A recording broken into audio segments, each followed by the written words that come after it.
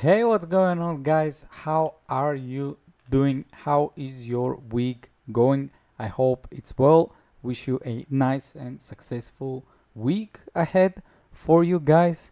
Today, I would like to talk for Illusion Corridor. This is something you unlock at level 95, if I am not mistaken, and you will know when you go to your angel and on gem you see that there is a plus sign over here. I'm pretty sure it was on level 95, and you craft your gems via this illusion corridor. How to find it on your daily, and then on illusion corridor you can click, and here is going to be a quick short guide. I try to make those around 10 minutes if I can to make them below, but here's how it goes.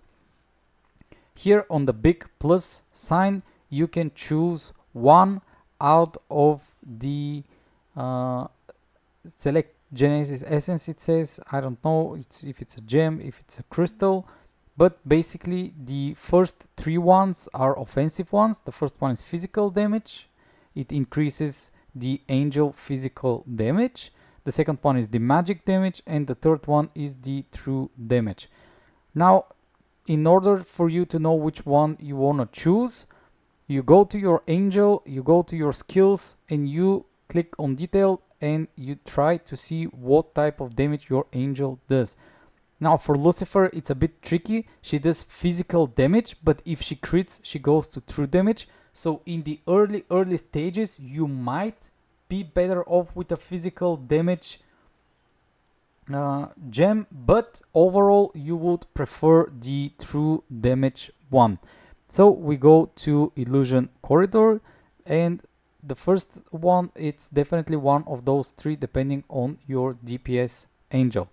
For second, third, and etc., I highly suggest this one, the Void Shadow, because what it does is when those angels that are equipped with Void Shadow enter the combat, they will deal 30% less damage, but they will have 50 speed, and they will increase all other ally damage by 3%, and this is stackable.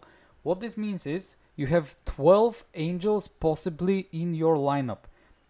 If 11 angels have this gem equipped, this is 33% more damage for your main angel, and you shouldn't really care what stats in the beginning you get for this type of gem.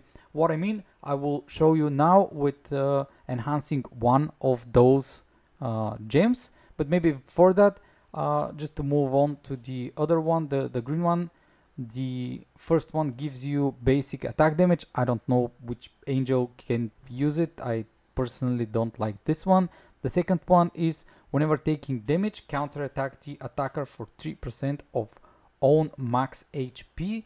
This is probably for an angel that sits in the front and shields herself and has quite a lot of HP, but I still haven't figured out who can use this one. The third one is when entering battle, increase all allies received buff effects by 6%. This cannot be stacked, which means that only one angel in your lineup should use a gem like this one. Personally, this should be on your support like Hera.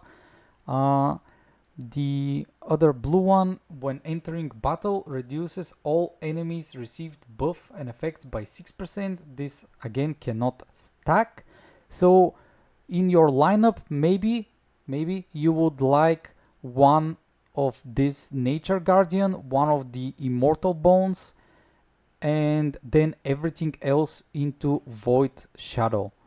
The last one is the Otherworld Sage, which after ending action each round, heal all allies for 10% of the holder's max HP. This is for a healer like Raph or Hela, but of course you will need a really good line up, guys. Your angels need to be on top of the other, how do I say it? So practically, when do you want all of those separate gems? When you are maxed out on everything on your whole lineup of 12 angels. For the early to mid stages until the almost late stages, you want the main DPS to be equipped with one of those three, depending on the type of damage they do.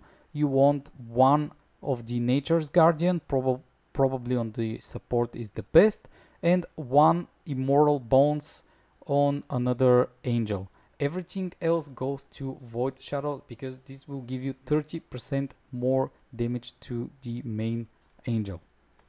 So we have figured out what the gems are. Let's talk about the blessing land and those type of blessing. Blessing land, it requires those orb, and there is a wish list. In the wish list, this chest that you see is the most important one to put. Why? Because when you're crafting your gem, you will have, I think, 8 spots to put buffs in it, and this chest will give you one more slot. So here you wish for your here you're wishing for the blessings, and over here when you choose I'd say let's go for the true damage one, you can go into it with 3 different blessings. I suggest that you go and save those blessings, the legendary ones, only for the main DPS gem in the beginning. For instance, I would suggest, is there a way I can show you all the blessings, all the legendary blessings? Yeah, over here. So I suggest that you have one of those, the chest. You have one of this for the with the sword, because it gives you more attack boosting blessings, buffs, and the hammer one.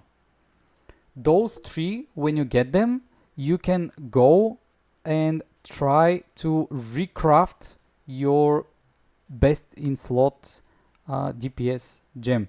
I will try to make a quick guide. Usually I don't use any blessings right now because I don't own the good ones. So let's go. There is a quick exploration, but you unlock it at level 110. So for now, we don't care about the quick exploration. You will start up with a angel line setup. You click confirm, you go to lineup, you put all of your angels and preferably the DPS on top. At least that's what I do. And then you click on advance. You will have different battles. You just challenge them.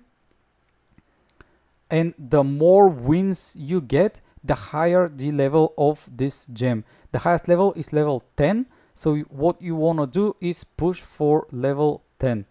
One quick tip: when you're approached with recruit an angel, you usually want to level up your angels, and if you are torn between should I go to level 200 or should I go to level 300, you always choose the higher level of angel that you can choose. Overall, I didn't get lucky, so I just choose a random angel. It doesn't really matter for me, and I just spam advance. Now you will see some different type of events. When you are crafting for a DPS rune, you preferably want crit, you want stuff like attack, you want stuff like crit damage. So just read out the events. I'm not sure, I think there are 3 or 4 different types of events, but you just try and push out for DPS type of runes because you are crafting a DPS gem. So what we want to do is this one duplicates, no, this one combines. So I will combine my 2 crits into debuff resistance. This right now it's looking really bad. Also, I forgot to mention, when you clear a floor, there will be a chest with some rewards. But overall, you just spam advance and then you upgrade angels. I am being really unlucky over here because I don't receive an upgrade for the current angels. This one duplicates. I will duplicate HP because overall sometimes you will be really unlucky. You won't receive any good support runes or any good angels. As you can see, this is a terrible run, which is good in a way because I can show you that you can be unlucky as well. Let's swap the debuff with crit. That, yeah, if you lose a fight, your gem won't level up. And I think you are allowed to lose 3 fights in total. If you lose more than 3 fights, your gem will be lower level. And if it's lower level, the attack and the HP buff won't go high enough. Let's upgrade. I'm trying to speedrun this one because I don't want to make the video way too long, but I would like to show you what you do in the end with your runes and buffs that you collect. Okay, so Ra got to 200 and I'm going to swap her. Let her join the battle. Maybe there is a difference between having the different angels. Oh, this is good. Do we have attack? Yeah, you can see I'm swapping over here the rarity from something that I don't want, but it's higher quality to get better quality on the attack. Yeah, see, we lost and we didn't receive XP. This was my first loss, but I think it's going to be okay. To level that one up. Overall, you have 9 lives, so if you lose more than 9 times, you lose the gem as well. This one rerolls the stats, and I didn't get lucky because I didn't receive a damage one. You see, I am terribly losing every single fight over here. Okay, this will upgrade her to UR level. Let's go. More. This one duplicates but on a lower quality, so I'm going with the attack one, and I just need to somehow win all other battles, which I lost, and you will see that this gem will be level 9. I didn't get any lucky runes like red ones, which of course was meaning that I will have to trash out this gem rune. But of course we want to finish it. Why we want to finish it? Because is there a lower one? Crit damage. We want to finish it because we receive rewards at the end. Oh, I even won one. Okay. Crits.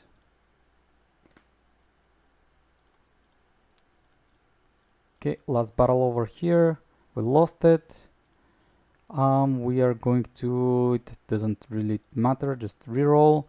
And here on the last chest we receive another of those balls for the blessing. So over here you can see you can then imprint 8 of those buffs that you have been collecting. Since it's a DPS rune, what we want to add is all that gives attack, critical damage, critical buffs, you know, stuff like this. And then you click SS Forging, but the attack is 9% and the HP is 18% because it's a level 9 rune. If I was lucky enough to make it level 10, it was going to be 1 more attack percent and 2 more HP percent. Just so you know, on my main angel, this is what I managed to craft. It's not the best, but this is what you're looking for. The level up essence skill, it is quite important. Then, because I am wanting my angel to crit and she crits a lot, I added more crit runes, defense penetration level, some speed, because speed is always good in PvP to allow you to attack first, and some attack damage, but I managed to get it to level 10, so it is a strong and good gem. The reason why it has one more slot is because I used a golden chest to upgrade it. I got really lucky with this one, and for my Icarus I managed to get a level 9 one, but you can see the crit damage is high up, nice critical and a few attack points, so she is having a good gem overall. And on all of my other ones I have put those void shadows, and I've tried to put attack and HP on all of them and defense. Like, this is what I was mainly going for: attack, defense, and HP for those void shadows, and nothing else. I don't think I've missed anything. This should be all. It refreshes every 7 days and you have 7 tries per week. So my suggestion is, for your first attempts, try to craft a good DPS rune, and once you have a semi-good, like a few reds and a few oranges, stop and then go for those void shadows that I mentioned. You can see on all of mine I have put them. I have one immortal to cast debuff on the enemies. Oh, it stops over here. So yeah, overall this is my guide. I hope it was useful, and once again, if you have any tips, leave them in the comments, and talk to you later.